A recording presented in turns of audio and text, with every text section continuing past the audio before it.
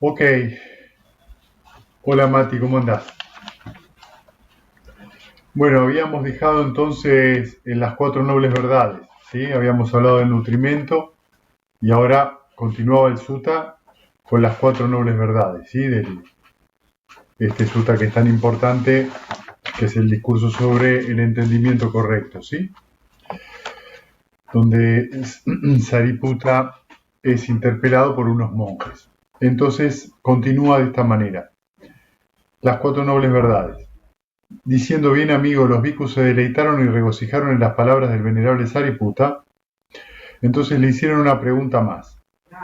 Pero amigo, ¿acaso es posible que exista otra forma en la que un noble discípulo sea de entendimiento correcto, cuyo entendimiento es recto, que posee perfecta confianza en el Dhamma y ha llegado a este Dhamma verdadero? Es posible, amigos.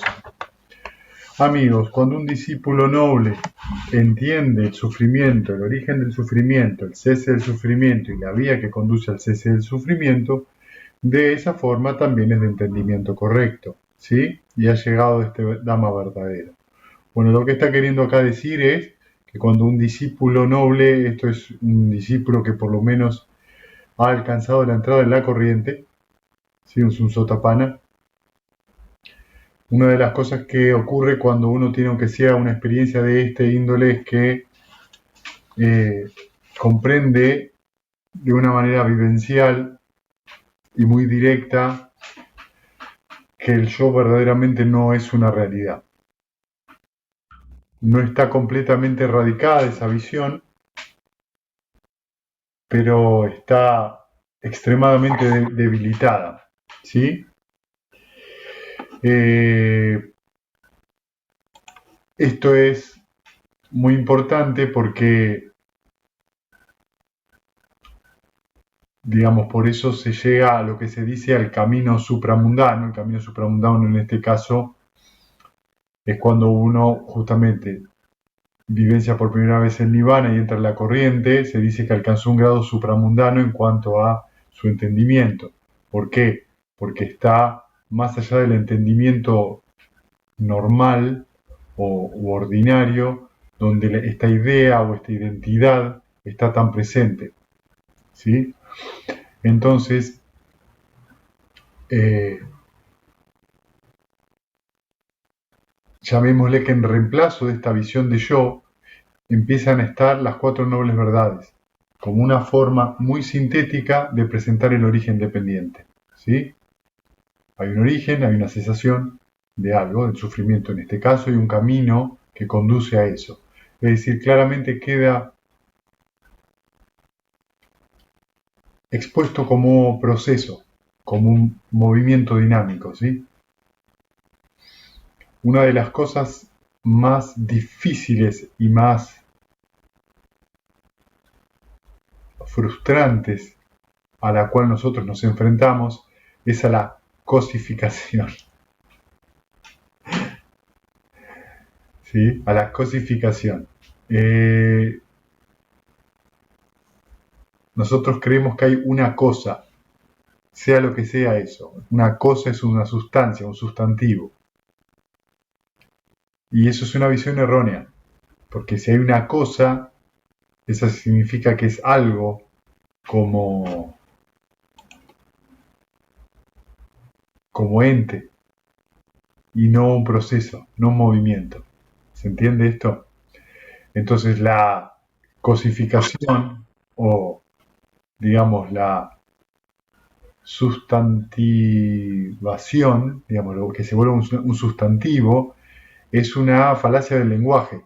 El lenguaje nos engaña de esa manera, porque la mente piensa en conceptos, entonces tenemos que expresarlos, silla o persona. ¿Por qué es frustrante esto? Cada vez que hay una cosa, sabemos que esa cosa se va a transformar en otra. Piénsenlo un poco esto. Yo tengo, por ejemplo, esto que es tan interesante que el sábado en la jornada vieron los gusanitos de seda en la caja, ¿no? Y está el gusano. Y el gusano en un momento empieza a construir el capullo y luego sale una mariposa. la cosa gusano se transforma en la cosa capullo, que se transforma en la cosa mariposa. La semilla, que es una cosa, un concepto, se transforma en planta, que a su vez se transforma en flor, que a su vez se transforma en fruto. Y fíjense que el problema de todo esto es se, la palabra se, el pronombre se. No hay nada que se transforme, en realidad cambia, no existe más la semilla, una cosa se transforma en otra cosa, en planta. Entonces cada vez que nosotros consideramos una cosa, empezamos a entrever detrás de eso como algo inamovible, o algo que, como si fuera una médula que se mantiene pese a que se transforma en otra cosa. Y esto es gran parte del velo en el cual estamos normalmente. Cuando se empieza a ver esto claramente, se ven claramente las cuatro nobles verdades y se empieza a ver en profundidad surgimiento y cesación. Ya no se ve más una cosa que siempre va a ser igual. Ustedes a los 5 no eran igual que a los 9, que a los 15, que a los 20, que a los 30.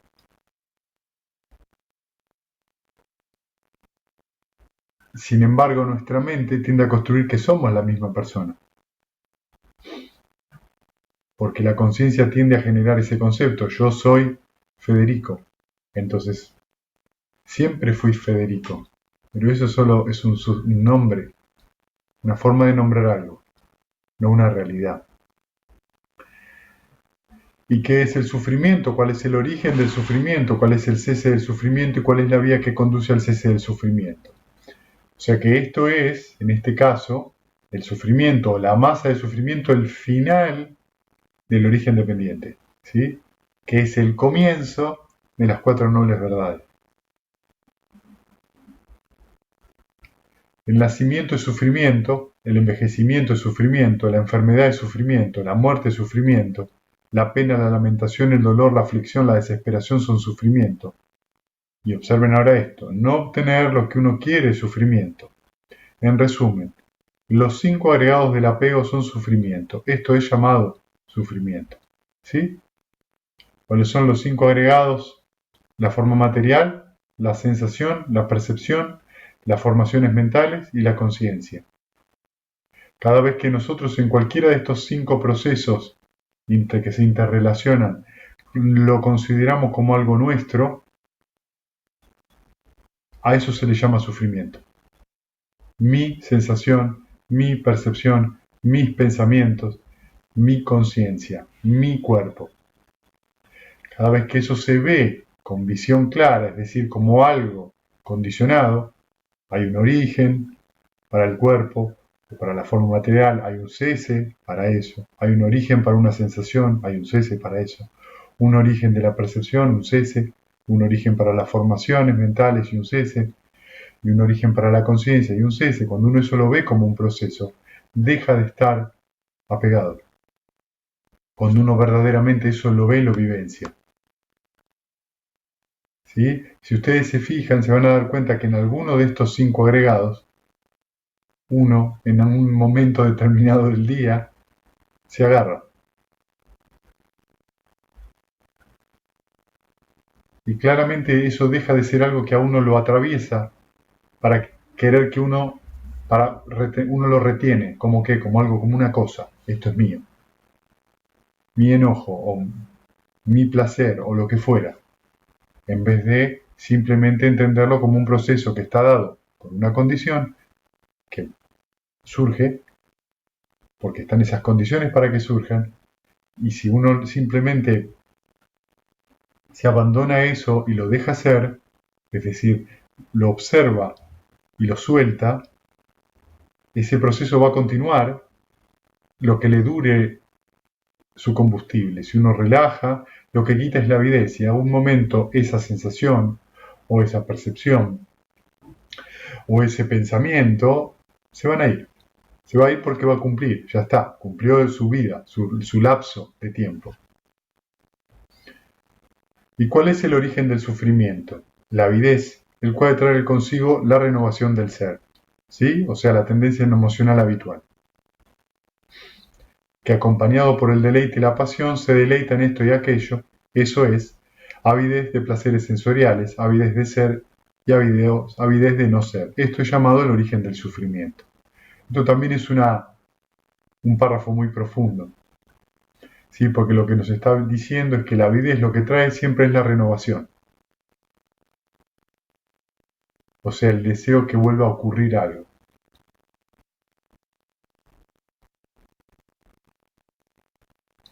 Me tomé un helado, quiero un segundo helado. La famosa segunda porción. ¿Sí? Fíjense que va acompañado por el deleite y la pasión. Es decir, es esta cosa de querer más, en el sentido de tratar de satisfacer para no sufrir. Si yo no satisfago lo que quiero, sufro, que es justamente el párrafo anterior.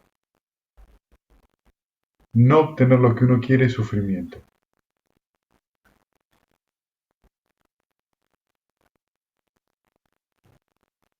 Deseo de ser y deseo de no ser. Es decir, en este caso es esto, también se puede aplicar a la opinión personal. Quiero que las cosas se hagan como yo quiero. Cuando eso no pasa, sufro. O estoy recibiendo algo que yo no deseo, que vendría a ser el deseo de no ser. No quiero esto. En resumen, esto está como origen es la avidez, que es esta fuerza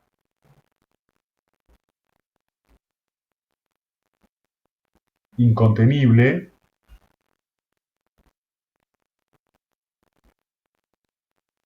pero muy suave o sutil, porque está permanentemente empujando. Cuando ustedes meditan, y muchos de ustedes han alcanzado los yanas más altos, ustedes se van dando cuenta que lo que va cesando, lo que va quedando en realidad en estos grados cada vez mayor de cesación, se van dando cuenta que la mente queda cada vez más en silencio y en calma. Eso significa que hay menos perturbación, hay menos apego a lo que pasa, y como la mente se va calmando, lo que va quedando al desnudo es la avidez. A veces en un simple pulso de pensamiento, eso es avidez. Lo que está detrás de ese pulso es avidez. Se empieza a ver claramente que la mente siempre está buscando, aunque sea algo, en lo cual entretenerse. Aunque sea un puntito de color.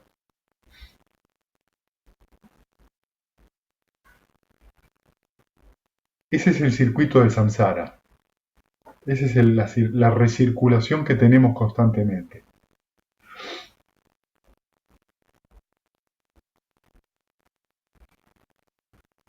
Y es una clara explicación de cómo funciona la mente, ¿vieron? Y por qué entonces en la meditación es un campo de investigación y de experimentación tan bueno, porque uno ahí ve claramente eso. A veces, en la vida cotidiana, salvo que uno tenga mucha práctica, estos momentos donde uno actúa la avidez y por el tanto actúa el apego y la tendencia emocional habitual es a veces mucho más difícil de poder verlo.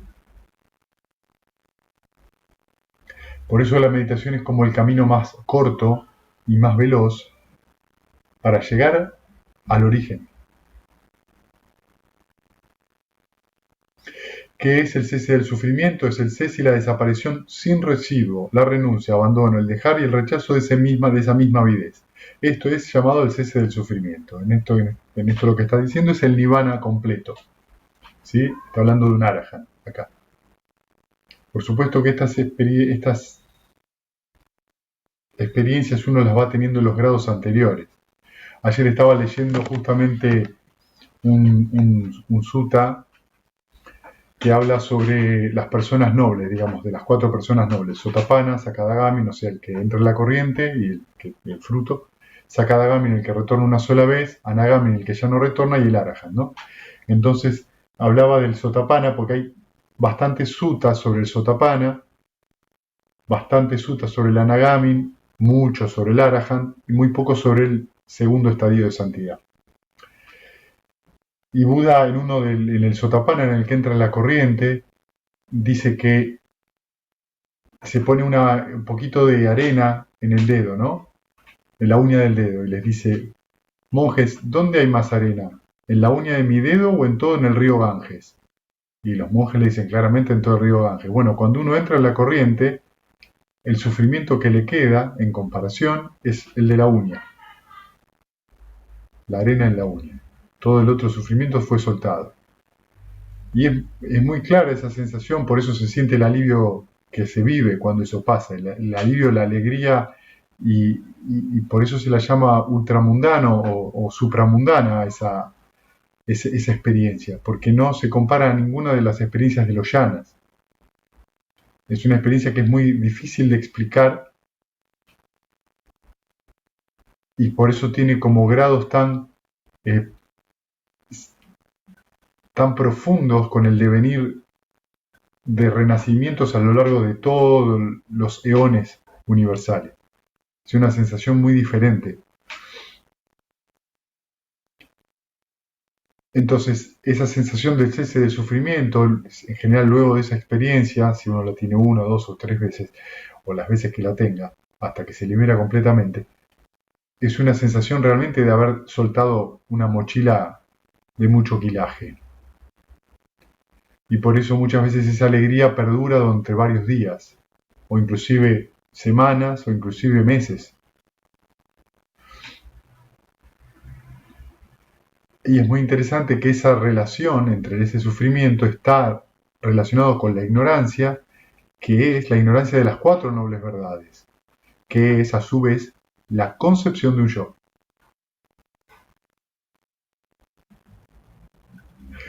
Cuando uno no tuvo esa experiencia y uno medita y practica con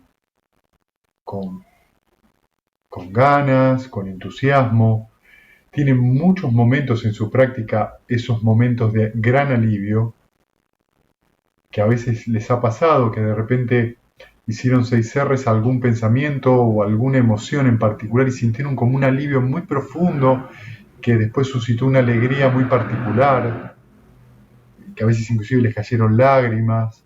Eso es soltar un condicionamiento profundo. Es soltar una carga muy, muy antigua que uno no sabe desde cuándo la tiene.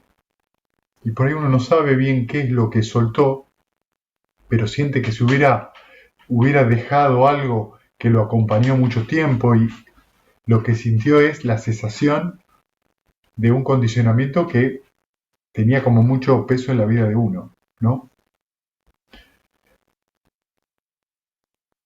Entonces esas cosas se van sintiendo porque ahí es donde el camino es gradual, o donde se lo expresa como gradual. Uno va percibiendo esto, va percibiendo esta sensación de que el abandono, el dejar o la renuncia, como dice acá, el desencanto, de estar siempre encantado como una víbora frente a una flauta, en algo que nos atrae constantemente, pero que nos obliga otra vez a este circuito de volver a caer en esa tendencia emocional. Por eso es tan importante no juzgarse. Por eso cuando uno comete, vamos a decir que se rompe un precepto, o a veces no se rompe un precepto exactamente, pero mentalmente hay un conflicto, lo más inútil que puede haber es juzgarse. Si ustedes se juzgan, lo que están haciendo es juzgar a un yo. Yo no debería haber hecho eso, o sí debería, entonces se genera una culpa. Lo que se genera es alimento, un alimento que hace que esa idea o ese hábito se refuerce un montón. Entonces, en vez de producir comprensión, ese juicio lo que produce es confusión. Porque lo que uno tiene que abandonar es esta idea de yo, sino ver qué circunstancia fue la que ocurrió, a la cual yo no presté atención y ocurrió determinada cosa. Si yo puedo observar la circunstancia, en un futuro lo que voy a ver más fácilmente es la circunstancia. No yo haciendo o no haciendo. De ahí a que la meditación del amor-benevolencia sea tan importante, tan relevante, porque lo que hace justamente plantea generosidad. Mira, vos no podés ser amoroso y benevolente si no sos generoso con vos, es imposible. No podés dar amor y benevolencia a todos los seres que te rodean si no te lo das a vos.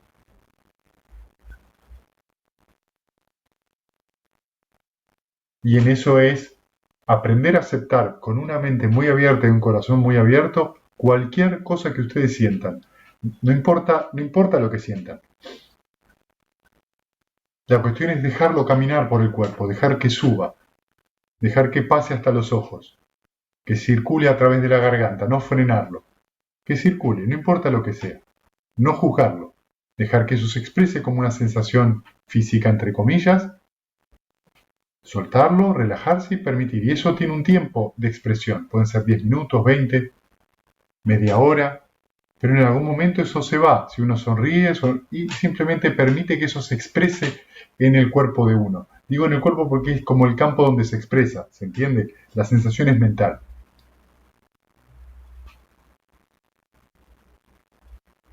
Entonces ahí realmente uno está viendo las cosas a través de las cuatro nobles verdades. Hay un origen de eso. Obvio, hay una condición, hay un origen, surge. No puedo hacer nada, esa es la realidad. Aplico las 6 R's.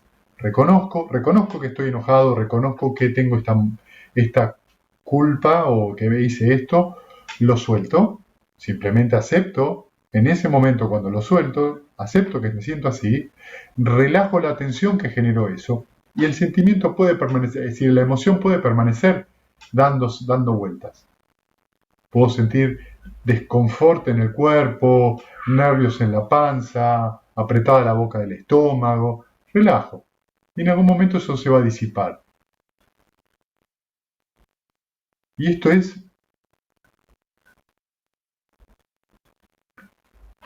un poder sobrenatural. ¿En qué sentido? En que ustedes pueden cambiar un enorme hábito, a veces en cuestión de minutos, porque ustedes no saben qué están soltando. No sabemos qué es lo que dejamos cuando dejamos. Podemos estar dejando una serpiente que tiene kilómetros de longitud.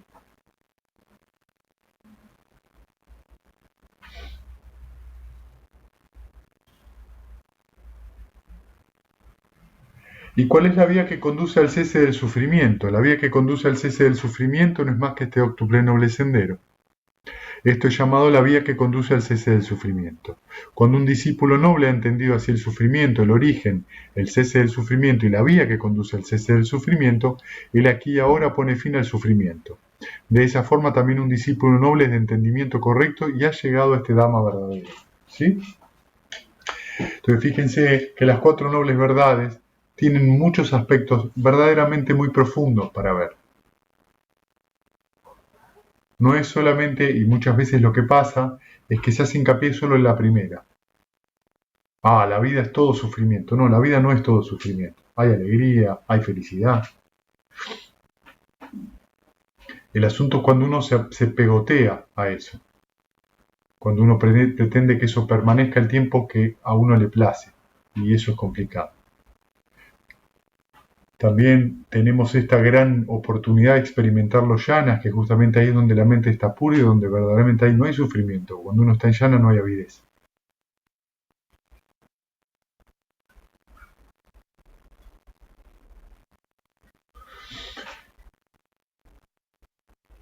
Entonces podemos experimentar aquí ahora lo que es una mente clara y una mente pura, sin pesar, sin remordimiento, sin conflicto.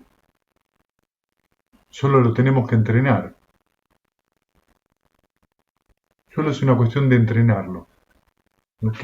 Qué maravilloso, porque no es una cuestión de una potencia exterior, un ser exterior que nos va auxiliar, no digo que no nos auxilien, pero estoy diciendo, depende de uno, depende de lo generoso que uno sea con uno, de las oportunidades que se dé para practicar. O sea que es solamente responsabilidad. Si uno se hace responsable, esto funciona. Después sigue con él la vejez y la muerte, diciendo, bien amigo, los bhikkhus se deleitaron y regocijaron en las palabras del venerable Sariputta. Entonces le hicieron una pregunta más. Se deleitaron y regocijaron, pero no lo dejan en paz al venerable. Pero amigo, ¿acaso es posible que exista otra forma en la que un noble discípulo sea de entendimiento correcto, cuyo entendimiento es recto, que posea perfecta confianza en el Dhamma y ha llegado a este Dhamma verdadero? Es posible, amigos. Amigos, cuando un discípulo noble entiende la vejez y la muerte, el origen de la vejez y la muerte, el cese de la vejez y la muerte y la vía que conduce al cese y la vejez y la muerte, de esa forma también es de entendimiento correcto y ha llegado a este Dhamma verdadero. Entonces fíjense que Sariputta está colocando cada eslabón del origen dependiente, lo pone, lo expresa a través de las cuatro nobles verdades. ¿Sí? Cada eslabón es condicionado, es impermanente y dependiente de otra cosa. Eso es maravilloso, ¿no? Porque fíjense, ¿cuál es la primera noble verdad? La vida y sufrimiento. Es que en la vida hay sufrimiento, es una noble verdad. Piensen en eso. Te voy a decir una verdad, en la vida hay sufrimiento. ¡Pum! No me podés tirar esa como la primera. Cuando ven la estatua de Buda así, esa es la primera noble verdad. Van a encontrar un montón así. Cuando ven el Buda así, es la segunda noble verdad. Hay un origen. Ah, ya la segunda nos plantea algo diferente. Hay un origen. Sí, o sea que en algún momento nace el sufrimiento, sí. Y como lo dice el origen dependiente, todo lo que nace muere, todo lo que surge cesa. Y van a ver muy rara vez estas estatuas de Buda. La tercera noble verdad. Hay una cesación del sufrimiento. Menos mal que llegamos a la tercera temporada. Pero hasta acá no, nos dijo, simplemente nos dice que hay sufrimiento, hay un origen y una cesación. Y nos dice que hay un camino para llegar a esa tercera noble verdad. O sea que las nobles verdades son cosas, son verdades. Uno abre los ojos y están ahí. Se va a dormir y las cuatro nobles verdades siguen estando ahí. Aun cuando soñamos. Nada en el universo, nada, está fuera de estas cuatro nobles verdades, ni fuera del origen dependiente. Para eso meditamos, para entender. Sariputta acá expresa el origen dependiente desde las cuatro nobles verdades.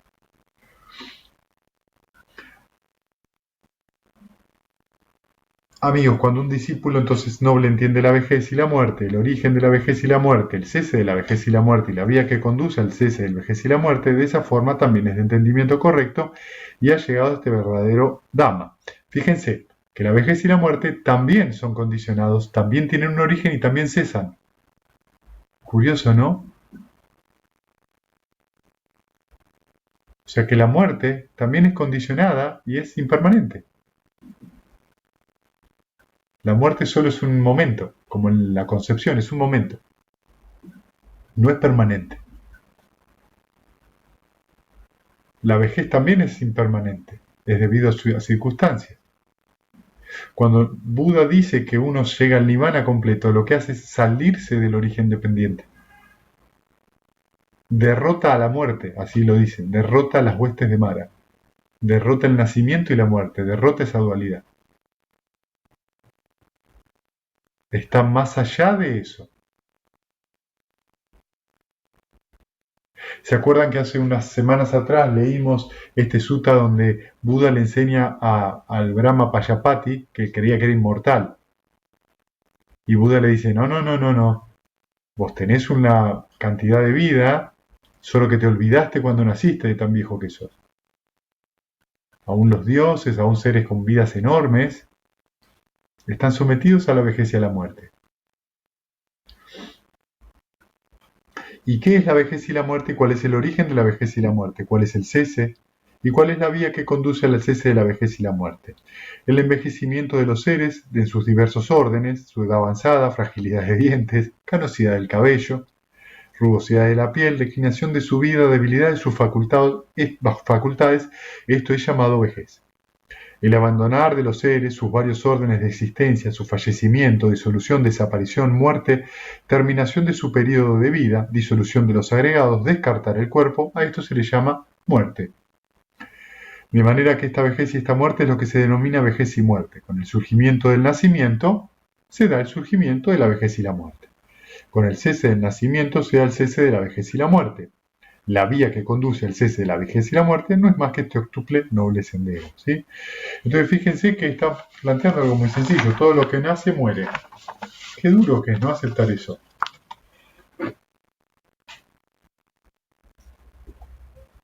Pero fíjense, mientras el nirvana completo no sea alcanzado, vamos a volver a nacer y vamos a volver a morir. Y vamos a volver a pasar por el envejecimiento. Bueno, por ahí no. El envejecimiento podría ser, podría no ser. Pero sí, cada vez que nacemos ya envejecemos. ¿Sí? Entonces fíjense una cosa que estamos siempre sobre esos dos puntos. Atrapados en esos dos puntos. Es muy profundo esto, ¿eh? Es verdaderamente muy profundo y muy... Cuando estamos hablando de esto, estamos hablando de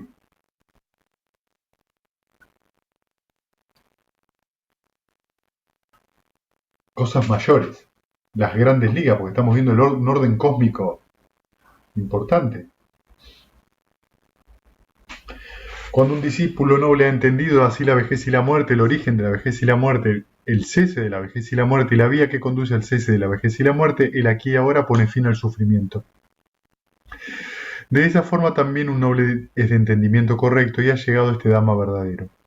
Diciendo bien amigo, los bhikkhus se deleitaron y regocijaron en las palabras del venerable Sariputta. Entonces le hicieron una pregunta más. Pero amigo, ¿acaso es posible que exista otra forma en la que un noble discípulo sea de entendimiento correcto, cuyo entendimiento es recto, que posee perfecta confianza en el Dhamma y ha llegado a este Dhamma verdadero? Es posible, amigos. Amigos, cuando un discípulo noble entiende el nacimiento, el origen del nacimiento, el cese del nacimiento y la vía que conduce al cese del nacimiento, de esa forma también es de entendimiento correcto y ha llegado a este Dhamma verdadero.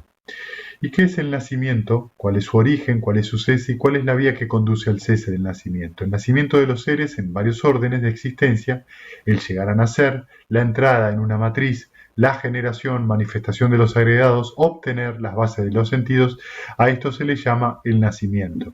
Con el surgimiento de la existencia se da el surgimiento del nacimiento. Con el cese de la existencia se da el cese del nacimiento. Bien, acá estamos observando que el nacimiento tiene un sentido por ahí más cosmológico, del nacimiento del ser que, digamos, de la persona que nace, pero también del nacimiento de la acción. ¿Sí? O sea, si esto uno lo circunscribe a la meditación o lo circunscribe a la vida diaria, puedo observar que acá lo que se traduce como condición del nacimiento dice que es la existencia.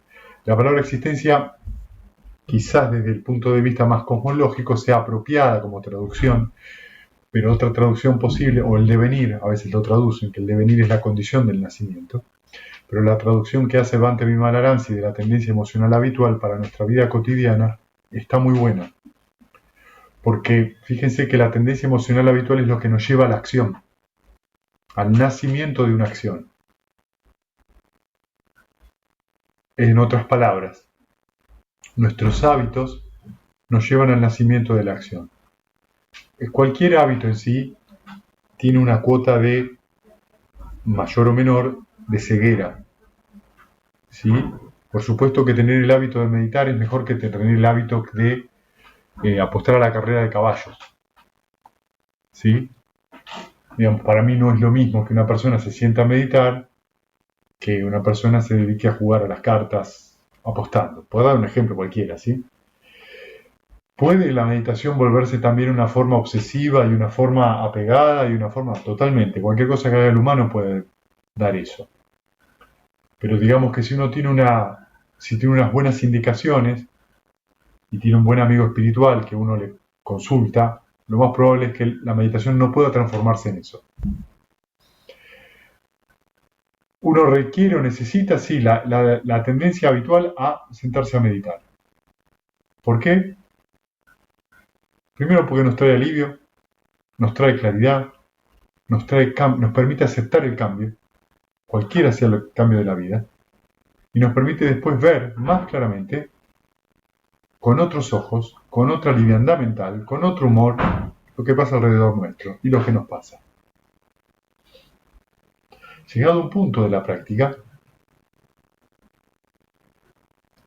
uno puede empezar a observar también las raíces o las tendencias subyacentes inclusive de un hábito como la meditación, donde uno elige cuándo hacerlo, porque va cobrando mucha fuerza la decisión en la vida de uno y la determinación detrás de esa decisión. O sea, uno se determina a hacer algo, toma una decisión y es muy fuerte eso en la mente, o cobra un rumbo muy claro, muy definido. Entonces uno empieza a aprovechar esos impulsos.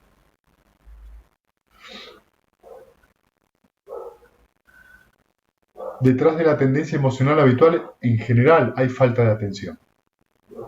Por eso es tan importante la atención. Y recuerden que en cualquier momento donde uno haga 6 R's de este origen dependiente, vamos a sentir alivio y los eslabones que siguen no se van a producir.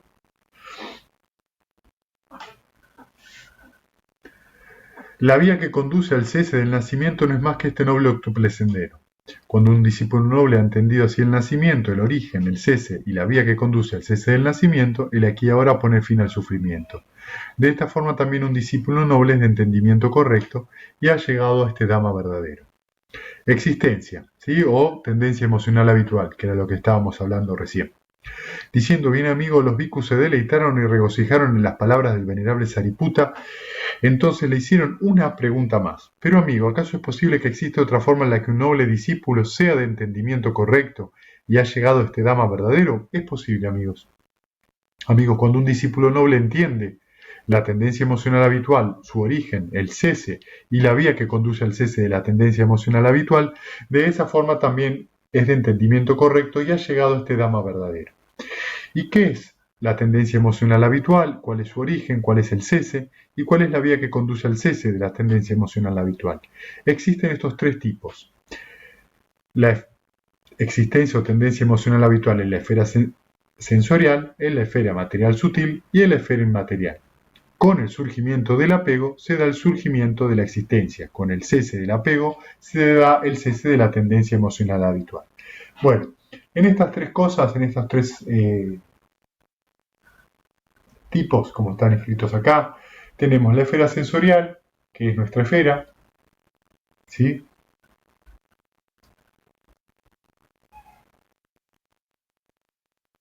Digamos que la esfera sensorial tenemos 2 lecturas que podemos hacer, desde el infierno más profundo hasta los primeros reinos celestiales de los devas. Eso es toda la esfera sensorial, más grosera, más sutil, ¿sí? La esfera material sutil son los reinos de Brahma, que corresponde a los 4 yanas, los primeros 4 yanas.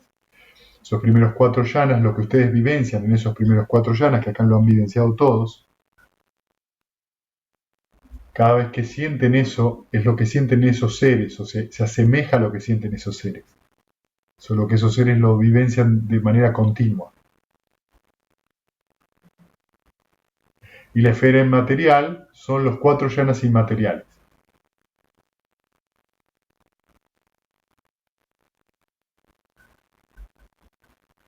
Cualquier apego que uno tenga a cualquiera de estos 3 tipos de existencia va a producir un renacimiento en cualquiera de estas tres esferas. Estas tres esferas son los 31 planos de la realidad. ¿Sí? Es todo el samsara. El nirvana es salir de estos 31 planos. Luego, esto lo podemos llevar a la meditación. ¿Cuál es la esfera sensorial? Nuestra mente mundana. ¿Sí? La esfera material sutil son los 4 primeros yanas y la esfera inmaterial son los 4 yanas inmateriales.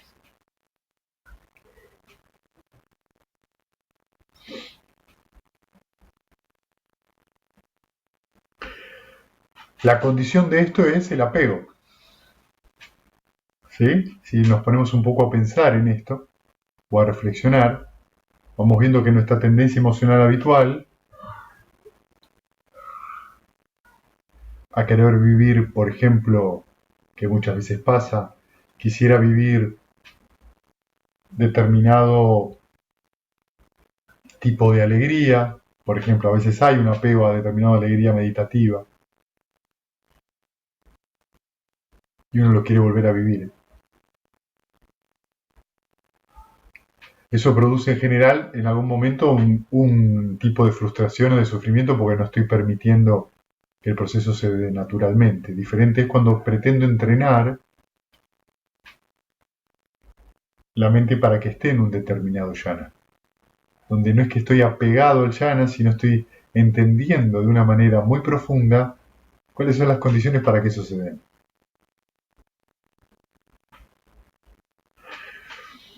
Entonces no es que tengo control.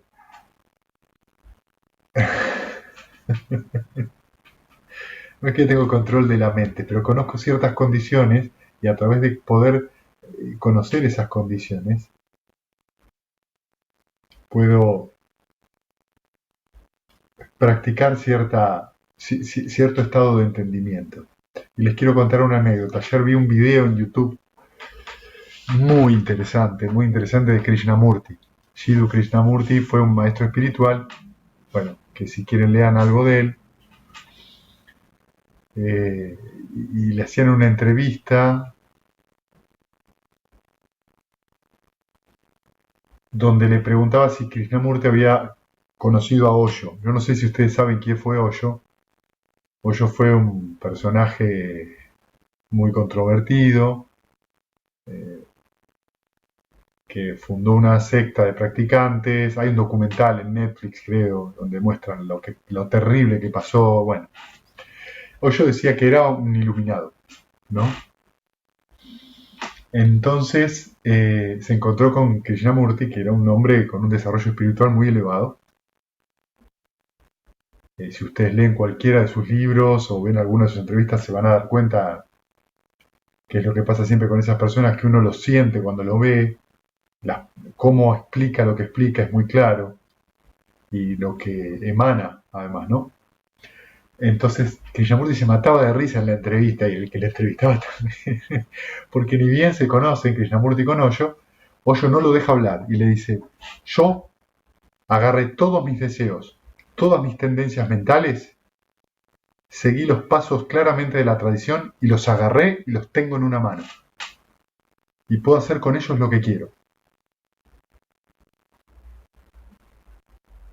Y Krishnamurti se lo queda mirando, ¿no? Siguiendo los pasos de la tradición, yo pude dominar mi mente, dominar todos mis impulsos y absolutamente cualquier cosa que surja en la mente, puedo ejercer absoluto dominio.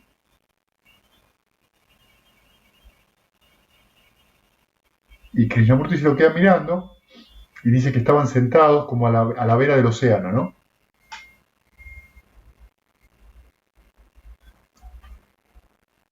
Y yo le dice, yo estoy iluminado completamente, soy un liberado en vida. Entonces Krishnamurti lo dice, ¿ves el océano? Sí. Si vos agarrás con la mano agarrás agua del océano, ¿el agua que tenés en la mano es el océano? No, claro que no. ¿Y podés mantener el agua en la mano? No. Y entonces vino un viento, ¿y el viento? ¿Lo podés agarrar? No. Si vos haces así, ¿podés agarrar la brisa? No. ¿Y entonces cómo agarras los pensamientos? Dice que Hoyo se enojó y le dijo, Evil man, you are an evil man. Le dijo, usted es un hombre maldito y malvado, ¿no? Se enojó, se levantó y se fue. Se mataban de risa, ¿no? Y me pareció muy interesante, ¿no? La anécdota, independientemente de todo, ¿no? Pero me pareció muy interesante esta idea de agarrar, el apego, ¿no? Esta idea de apego a qué. ¿A qué nos apegamos? A la idea del yo. Yo puedo, yo hago. Yo tengo, yo poseo, yo domino. Yo quiero, yo no quiero.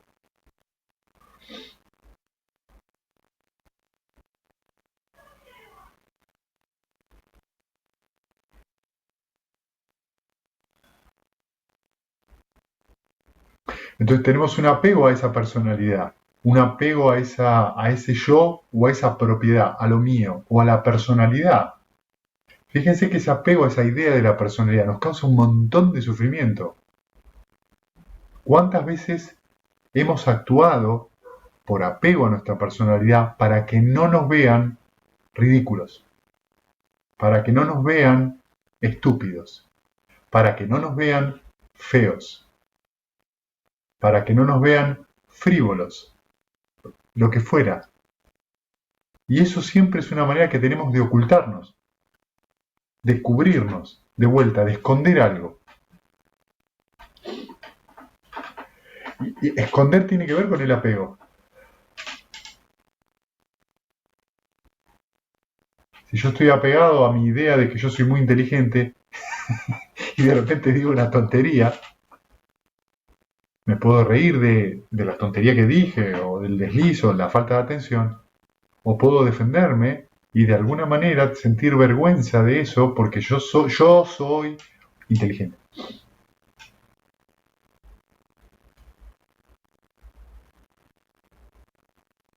Y ahí es donde se nos muestra claramente el apego que tenemos. O yo soy pasional, o yo soy lo que fuera. O no soy esto, ¿no? La versión contraria.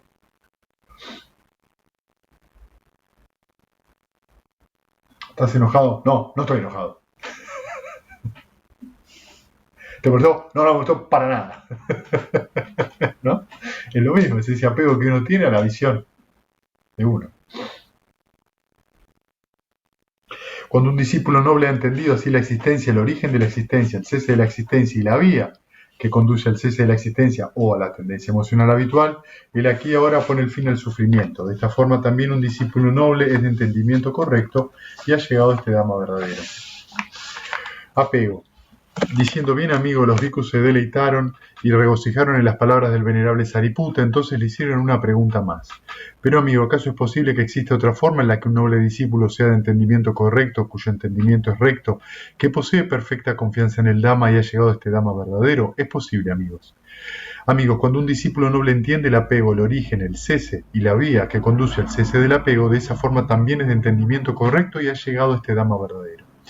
¿Y qué es el apego? ¿Cuál es el origen, el cese y cuál es la vía que conduce al cese del apego? Existen 4 tipos de apego: apego a los placeres sensoriales, apego a la opinión, apego a los rituales y observancias y apego a las doctrinas con respecto al ser. Con el surgimiento de la avidez se da el surgimiento del apego. Con el cese de la avidez se da el cese del apego. La vía que conduce al cese del apego no es más que este octuple noble sendero. Entonces fíjense, tenemos 4 tipos. El apego a los placeres sensoriales, ¿sí? A querer constantemente satisfacernos con lo que sea e ir detrás de eso, o rechazando, digamos, también está aplicado a esto, rechazando eso. Apego a las opiniones sobre lo que yo pienso, lo que se debería o no hacer. Apego a rituales y observancias. Esto tiene varios puntos de vista que los charlamos un poquitito el sábado con el sutta que leímos. Rituales y observancias para nosotros a veces suena un poco sonso, ¿no? Como fuera de época, pero dentro de estos rituales y observancias también están las supersticiones, las creencias, ¿sí? Es decir, si yo llevo mi pata de conejo siempre la voy a pasar bien. No, ¿sabés? Yo siempre antes de salir hago 5 flexiones de brazo porque eso me trae suerte. Todo eso, todo ese tipo, fíjense que esas cosas están a veces metidas o entrelazadas en la mente. ¿Por qué eso es falso? Porque eso no responde a la ley de causalidad. La ley de causalidad es la realidad del universo. Cada vez que yo creo una superstición o en algo que a mí siempre me da suerte, Hay muchas supersticiones New Age. sí, las que sean, uno cree que eso no es causal. Pase lo que pase, siempre me va a pasar, siempre va a dar bueno o mal resultado. ¿Cómo se expresa eso? Por ejemplo, acá lo que dice Maru, yo me dejo fluir, siempre. ¿Qué significa que te dejas fluir? Eso es una superstición. Yo siempre hago lo que siento. Eso es una superstición. Voy a hacer esta afirmación. Se va a analizar. No, eso es diferente. Eso es diferente. Uno puede hacer una determinación. Sí, pero yo no lo digo de esa Está bien. Vos no lo estás expresando así. Pero fíjense que las supersticiones están bastante metidas en la cabeza de uno. Y fíjense que lo que a uno llama fantasía, si yo hablo de un reino celestial, yo soy un loco. Pero si digo yo me dejo fluir, soy muy concreto. Está muy relacionado con los enemigos cercanos a la verdad, me parece.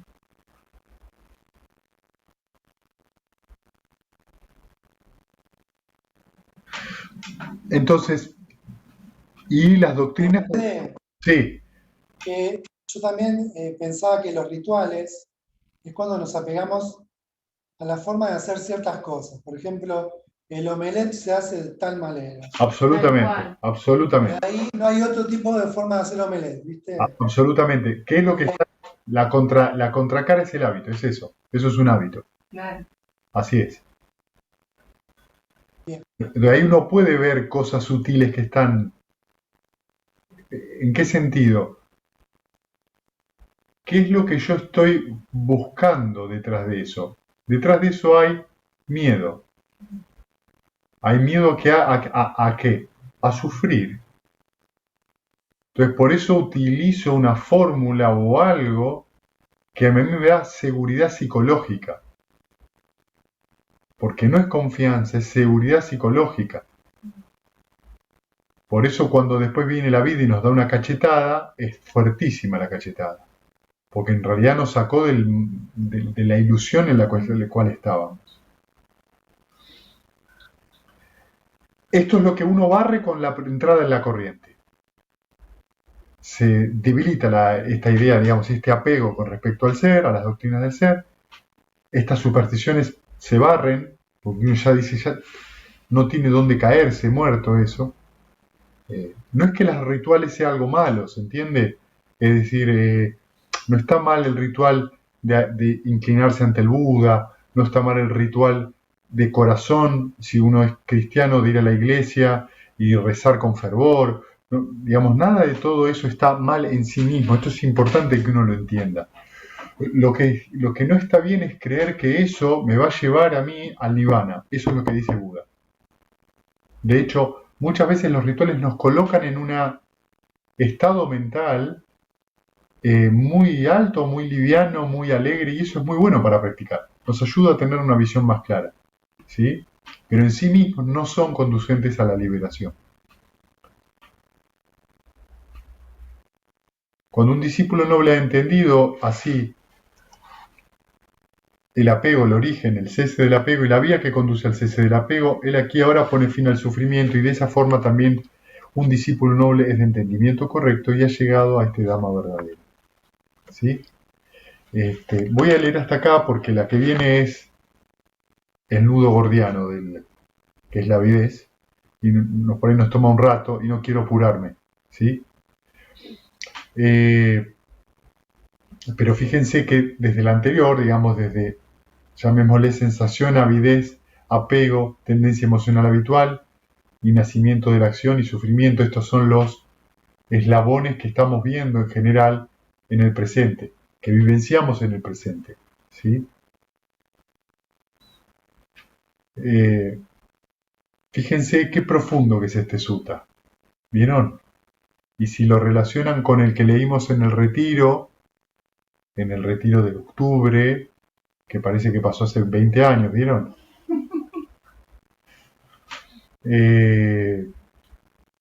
Cuando leímos el número 38, ¿no? Que está expresado por el Buda, el origen dependiente. Fíjense acá cómo lo relaciona Sariputta de otra forma, ¿no? De otra manera. Y con lo que leímos el viernes, el Kachanagota, que habla un poco de esto también, y luego en el retiro de la jornada del sábado volvimos a hablar de lo mismo, pero lo estamos hablando desde diferentes puntos de vista. ¿Sí? Es muy importante poder acercarse a un aspecto muy profundo desde muchísimos lados, y que ustedes en todo momento lo relacionen con su meditación y con su vida cotidiana. Cuanto más puedan ustedes hacer esa relación y poder ver eso, más clara va a estar la mente, menos opacada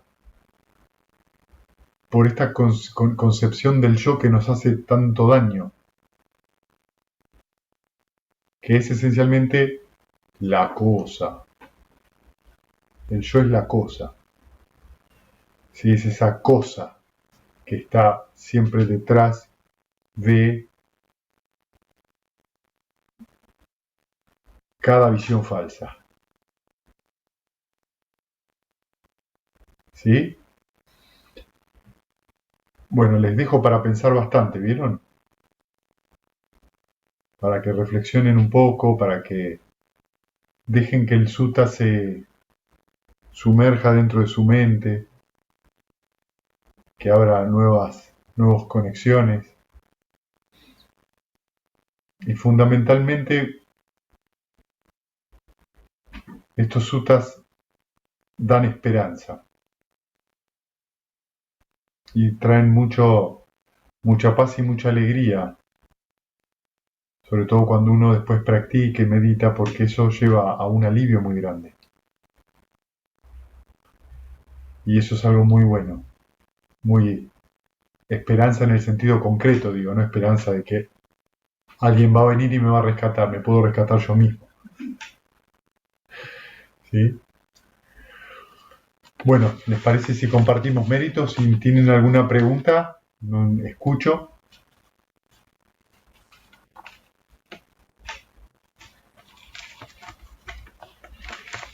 Bien, entre mañana y el jueves voy a publicar el sutta que vamos a leer el viernes. ¿Sí? Entonces compartamos mérito. Que los que sufren sean libres de sufrimiento y los aterrorizados intrépidos sean. Que los afligidos se despojen de todo dolor y que todos los seres se encuentren alivio. Que todos los seres compartan este mérito que así hemos adquirido para el logro de todo tipo de felicidad. Que los seres que habitan el espacio y la tierra, devas y devas de gran poder, compartan este mérito nuestro y que por mucho tiempo dejen la dispensación del mundo. Gracias a todos, chicos. Gracias. Gracias. Nos vemos el viernes. Chao a todos. Chau, chau. Chao.